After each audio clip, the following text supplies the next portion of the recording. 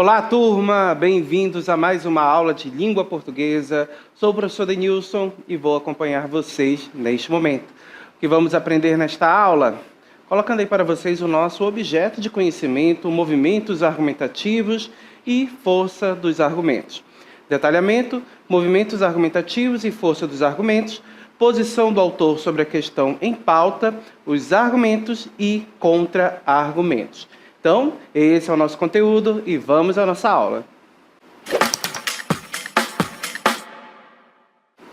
Começamos a nossa aula com a leitura de um texto que vai abordar justamente a questão da licença paternidade, que no Brasil dura poucos dias. Vamos ver o que o nosso texto traz a respeito dessa temática.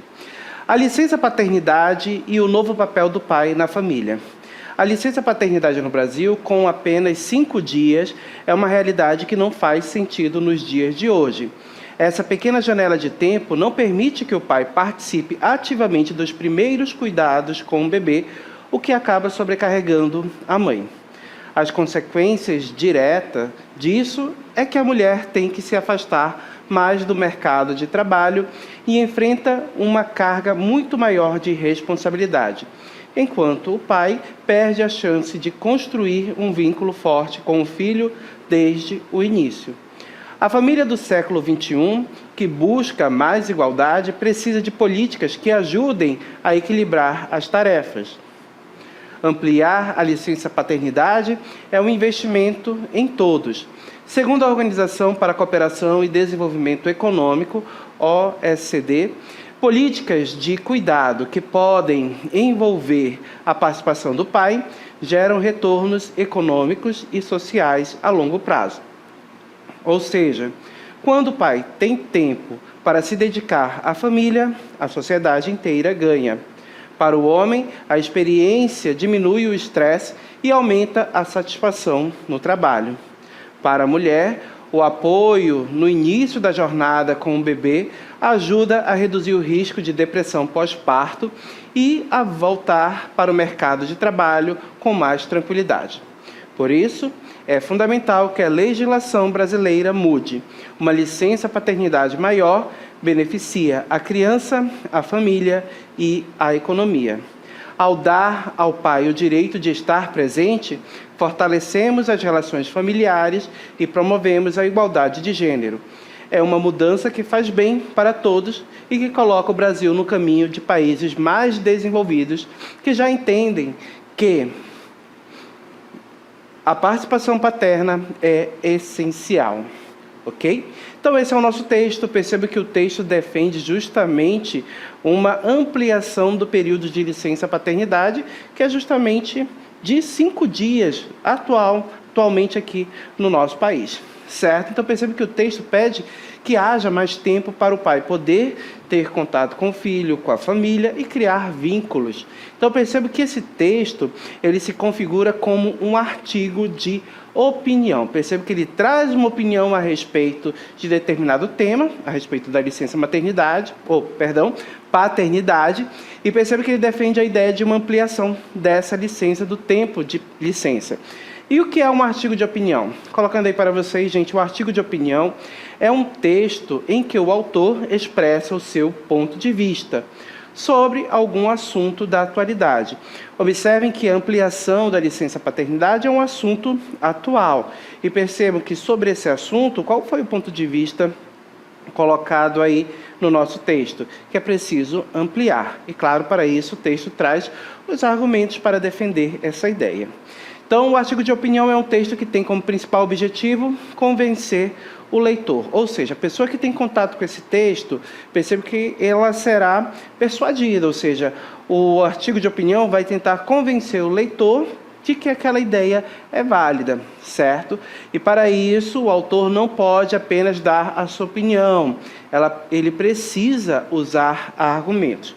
Então, quando falamos em artigo de opinião, nós temos que lembrar desses pontos que estão em destaque. Ponto de vista e argumento, como nós vimos aí no nosso texto, ok? Agora, voltando para o nosso texto sobre a licença paternidade. Qual é o tema central do texto? Então, perceba que o tema central é justamente a necessidade de aumentar a licença paternidade no Brasil para promover a igualdade de gênero, fortalecer os laços familiares e trazer benefícios sociais e econômicos.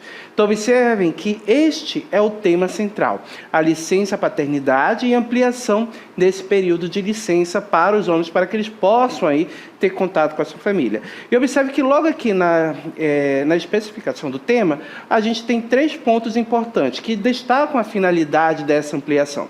Qual é? Promover a igualdade de gênero entre homens e mulheres, fortalecer os laços familiares e trazer o quê? Benefícios sociais e econômicos.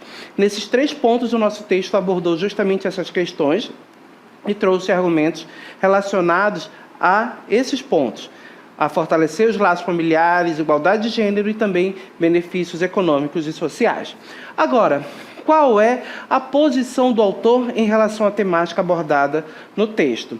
Ele é contra, ele é a favor, ou ele tem um outro ponto de vista, ali diferente, reconhecendo pontos que são positivos e negativos nessa ampliação?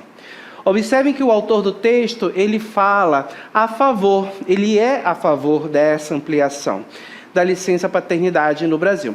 Então, observem que diante dessa ideia de ampliação da licença paternidade, ele se posiciona de maneira favorável. E quando ele se posiciona de maneira favorável, ele faz movimentos argumentativos de sustentação. Percebe que esse movimento argumentativo é justamente o ato de defender uma ideia, de aderir a uma ideia que é apresentada a você e, claro, utilizando argumentos para sustentar essa ideia, ok? Para relembrar o que é um movimento argumentativo. Então, percebam, gente, que o movimento argumentativo é justamente o ato de adotar um ponto de vista, selecionar argumentos para defender esse ponto de vista e também organizar esses argumentos de maneira clara e de maneira que vá persuadir e convencer o seu leitor de que você está certo, que o seu ponto de vista está certo. Todo esse movimento de adoção, seleção e organização, certo? A adoção do ponto de vista, a seleção de argumentos e organização desses argumentos, perceba que tudo isso é o que nós chamamos de movimento argumentativo. E nós temos 3 tipos, de acordo com os estudiosos da língua, de movimento argumentativo. Quais são? O primeiro deles, sustentação, que é o ato de você aderir à ideia do outro, concordar com o outro, ser a favor de determinada temática.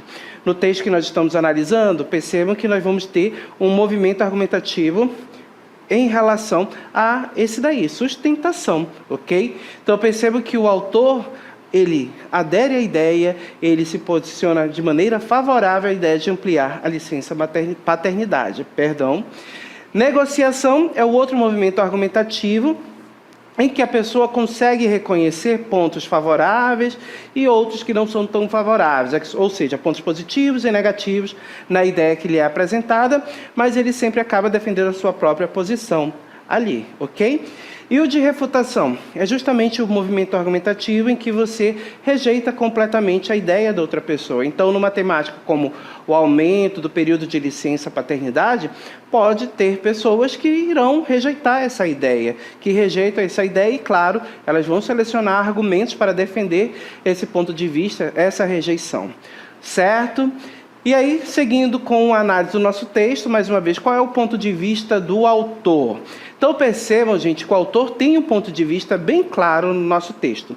Colocando aqui para vocês, olha só, o autor, ele acredita que a licença paternidade no Brasil deve ser ampliada, ok? Então, perceba que ele faz justamente esse movimento argumentativo de sustentação. Ele é a favor do tema, ele é a favor da ampliação. E, diante disso, ele vai, claro, pegar argumentos para ampliar, ou seja, para defender esse ponto de vista. Agora, como o autor defende esse ponto de vista? Como ele faz essa defesa? Então, nós vamos ter justamente movimentos argumentativos aqui. Nós vamos ter, ele já adotou um ponto de vista, certo? Então, ele é a favor da ampliação. Já que ele adotou esse ponto de vista, está na hora dele selecionar argumentos. Selecionar e organizar os argumentos para justificar, para validar, provar que o ponto de vista dele está certo. E como ele faz isso? Percebe que nós vamos ter uma organização bem clara. No primeiro parágrafo, o que ele faz? Ele mostra as consequências, os problemas de uma licença paternidade de apenas 5 dias. Certo? Então, perceba que ele vai apontar essa questão, as consequências de uma licença paternidade curta. E o que ele destaca logo no primeiro parágrafo, quando a gente analisa o nosso texto? Ele coloca a sobrecarga da mãe, que fica com mais responsabilidade. Perceba que o pai, estando presente apenas durante 5 dias e depois tendo que voltar a trabalhar, a mãe acaba ficando com uma sobrecarga de cuidar do bebê, muitas vezes acumulando 2 funções, não apenas do bebê, mas da casa.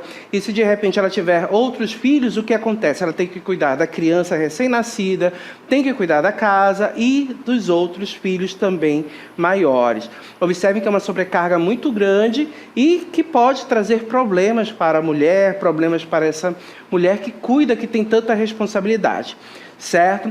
Outro problema que é destacado logo nesse primeiro parágrafo é justamente o afastamento da mulher do mercado de trabalho. Então, percebo que ela se afasta do mercado de trabalho por muito tempo, certo? Percebam que esse tempo de afastamento é necessário. Só fazendo uma ressalva aqui, gente, é necessário justamente para que a mãe possa estar em contato com o bebê. O bebê, nesses primeiros momentos de vida, precisa muito da mãe por perto. Então, observe que ela se afasta do mercado de trabalho, muitas vezes até mesmo após esse período de licença maternidade que ela tem, período de afastamento, porque ela dá preferência, ou seja, ela prefere cuidar do seu filho, certo? Também, outro ponto que ele destaca com relação às consequências dessa licença paternidade, perdão, estou confundida a todo momento, certo? Mas falamos da licença paternidade, gente. Então, observem, esse afastamento por curto tempo da licença paternidade impede o pai de criar um vínculo forte com o bebê. Perceba que isso daqui são argumentos selecionados pelo autor do texto, ok? Então, percebam que ele coloca sobrecarga sobre a mãe, afastamento da mulher do mercado de trabalho e também o impedimento, né, do pai criar um vínculo mais forte com o bebê. Isso ele apresenta no primeiro parágrafo, ok? Na sequência, ele continua defendendo o ponto de vista dele. E aí nós vamos para os outros parágrafos. No segundo e terceiro parágrafo, o autor, o que ele vai fazer? Ele vai descrever os benefícios da mudança, ou seja, ele vai descrever os benefícios que uma licença paternidade maior traz, certo? Então, o que ele vai mostrar? Ele mostra que a licença maior é um ganho para todos. Então, percebe que ele vai colocar argumentos que vão evidenciar esses benefícios. E quais são esses argumentos? Perceba que ele coloca que todo mundo vai ganhar. Então, o pai, olha só, para o pai, o que isso traz de bom? Perceba que para o pai, ele alega que vai diminuir o estresse e aumentar, certo, a satisfação no trabalho. Esse é um argumento que ele utiliza para defender a ideia da ampliação da licença paternidade. Na sequência, para a mãe, ele destaca o quê? Ele destaca que, para a mãe, uma licença paternidade maior ajuda a reduzir o risco de depressão e facilita o retorno ao trabalho, já que o pai vai estar presente também por um período maior, vai poder ajudar a mãe, dividir as tarefas, ok?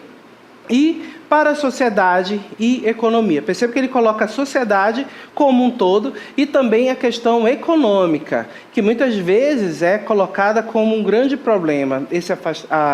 A questão econômica é colocada para o pai, esse afastamento longo acaba gerando prejuízos muitas vezes para o mercado de trabalho, para a empresa que ele trabalha. Então, por isso que muitas empresas querem que essa licença paternidade seja curta. Mas percebe que o texto aborda que a empresa, a sociedade e a economia também pode ganhar com essa licença paternidade maior. E o que ele coloca? Olha só, para a sociedade e a economia vai gerar o quê? Gera retornos a longo prazo e promove a igualdade de gênero. Então percebam que a sociedade e a economia vão ganhar dessa forma. Gera retornos a longo prazo, né? Então perceba a satisfação do pai, um pai feliz por ter tido um tempo maior com o filho, pode ali trabalhar de forma mais, com um empenho maior, né? Isso pode trazer qualidade de vida para o pai, também gerar lucros para a empresa, porque ele vai estar trabalhando com maior satisfação, e promover igualdade de gênero, já que nós vamos ter para a sociedade aí homens e mulheres dividindo os trabalhos domésticos no cuidado com a criança, ok? Então, observem que ele organizou desta forma. No primeiro parágrafo, apresentou os problemas que uma licença paternidade pequena, ou seja, curta, apresenta, ou seja, o que faz, quais os problemas ela traz por ser tão curta e quais os benefícios lá no terceiro, no segundo e terceiro ele mostra os benefícios que uma licença paternidade maior pode trazer para todo mundo, tanto para o pai, para a mãe, para a sociedade e para a economia. Ok? Então ele organiza os argumentos desta forma. E também ele faz uso de determinados tipos de argumento. Nós temos diversos tipos de argumento que podem ser utilizados para defender um ponto de vista. No texto que nós acabamos de ler, percebo que ele utiliza muito o argumento de causa e consequência. Que tipo de argumento é esse? O argumento de causa e consequência, gente, mostra uma relação de causa e efeito para provar um ponto de vista, certo? Então, vamos analisar como ele faz isso no texto, colocando aqui o nosso exemplo. Olha só, a licença paternidade no Brasil com apenas 5 dias. Essa pequena janela, a licença paternidade no Brasil com apenas 5 dias. Essa janela de tempo não permite que o pai participe ativamente dos primeiros cuidados do bebê, o que acaba sobrecarregando a mãe. A consequência direta disso é que a mulher tem que se afastar mais do mercado de trabalho e enfrenta uma carga muito maior de responsabilidade, enquanto o pai perde a chance de construir um vínculo forte com o filho desde o início. Observem, qual é a causa que nós temos aqui? O problema é exatamente esse aqui que está em destaque. A licença paternidade no Brasil com apenas 5 dias. Essa janela de tempo, ou seja, essa janela curta de tempo, é um problema. E ela vai trazer uma consequência. Qual é a consequência? É exatamente o que eu destaco aqui para vocês em verde. Percebam que não permite que o pai participe ativamente da vida do bebê. Vai trazer como consequência também uma carga de trabalho maior para a mulher, certo? Uma responsabilidade muito maior. Essa responsabilidade ela não é dividida, ela acaba ficando apenas com a mulher. E também o pai perde a chance de criar um vínculo forte com o bebê desde os primeiros dias, ou seja, desde o primeiro momento de vida dele. Então percebam que essas são as consequências de uma licença paternidade curta, de apenas 5 dias. E percebe que o texto fez dessa forma, apresentou um problema e apresentou as consequências, ou seja, o que esse problema vai trazer, certo? Na sequência, nós temos outro exemplo também. Olha só. Quando o pai tem tempo para se dedicar à família, a sociedade inteira ganha. Para o homem, a experiência diminui o estresse e aumenta a satisfação no trabalho. Para a mulher, o apoio no início da jornada com o bebê ajuda a reduzir o risco de depressão pós-parto e a voltar para o mercado de trabalho com mais tranquilidade. E percebam que aqui nós também temos uma causa. Qual é a causa? É justamente aqui o fato de que quando o pai tem tempo para se dedicar à família, ou seja, quando ele tem uma licença paternidade maior, perceba que ele vai ter um efeito, nós vamos sofrer um efeito, vai ter uma consequência. Qual é a consequência? Olha só, para o homem, a experiência diminui o estresse e aumenta a satisfação no trabalho. Para a mulher, o apoio no início da jornada com o bebê ajuda a reduzir o risco de depressão pós-parto e a voltar para o mercado de trabalho com mais tranquilidade. Então, percebo que se existir uma licença paternidade maior, como consequência, nós vamos ter exatamente esses pontos que foram elencados aqui. Então, percebo que aqui nós temos exatamente argumento de causa e consequência. Se apresenta a causa e as consequências que essa questão traz, que esse problema traz, ok? No caso, nem é um problema aqui, é exatamente o motivo, né, que vai causar essa questão boa, tanto para o homem quanto para a mulher. Vai trazer algo bom, que é justamente a ampliação, que é colocada aqui nesse trecho, com um tempo maior para se dedicar à família, ou seja, com uma licença paternidade maior. Mais um exemplo que nós retiramos também do texto está aqui nesse trecho. Olha só. Uma licença paternidade maior beneficia a criança, a família e a economia. Ao dar ao pai o direito de estar presente, fortalecemos as relações familiares e promovemos a igualdade de gênero.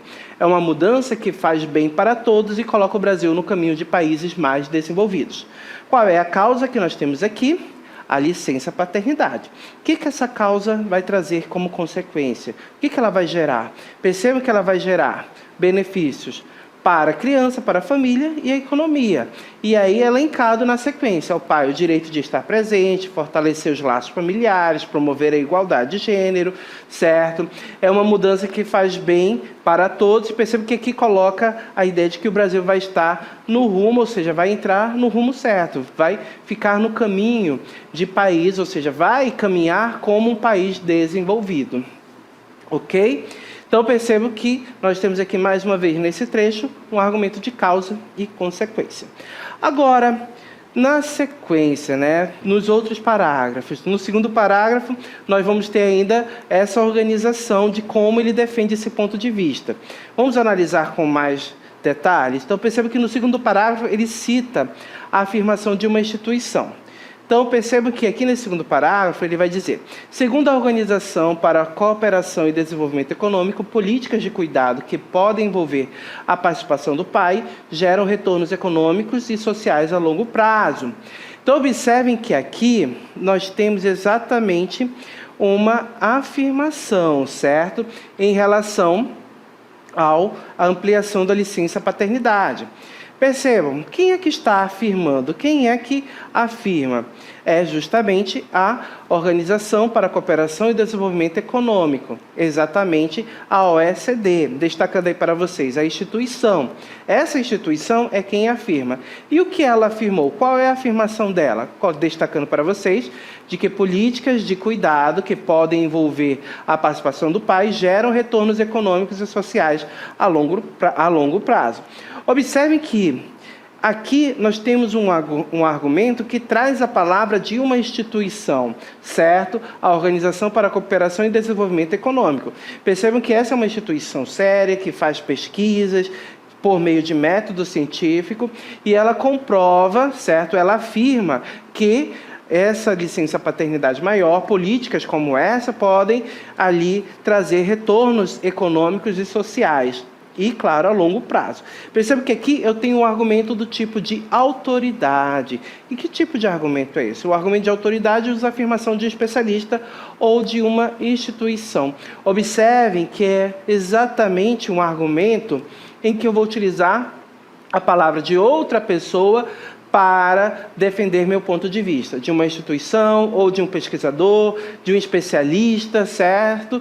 Então, percebam que eu vou trazer a palavra de outra pessoa para defender o meu ponto de vista. E por que de autoridade? Porque as pessoas que buscam um argumento de autoridade, elas vão buscar a palavra de alguém, a fala de alguém que é especialista no assunto, que pesquisa o assunto. Então, percebo que tem um peso muito grande um argumento de autoridade.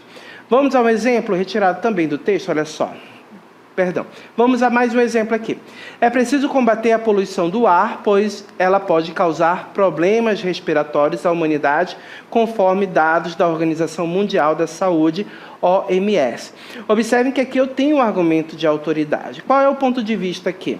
Que é preciso combater a poluição do ar, certo? Para defender esse ponto de vista, eu vou pegar um argumento de autoridade. Qual é? Exatamente o que foi dito pela Organização Mundial da Saúde, a OMS. Então, percebo que a Organização Mundial da Saúde, ela afirma que a poluição do ar pode causar problemas respiratórios à humanidade. Então, por isso que é preciso combater a poluição do ar.